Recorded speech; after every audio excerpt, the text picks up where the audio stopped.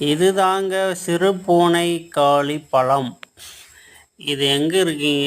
எல்லா இடத்துலையுமே கிடைக்கும். அதாவது வேலிகளில் நிறைய எக்கச்சக்கமாக கொடியாக படர்ந்துருக்கு. இந்த பூக்கள் வந்து அழகாக இருக்கும், பயங்கரமாக. இந்த பூக்களை வச்சு நான் ஒரு வீடியோ எடுத்துகிட்டு இருந்தேன், அது உங்களுக்கு அப்டேட் பண்ணுறேன் அடுத்த வீடியோவில். இந்த சிறு பூனைக்காளி பழம் இதை வந்து வெள்ளரி பழம் மாதிரி வாசனையாக செம்மையாக இருக்கும்.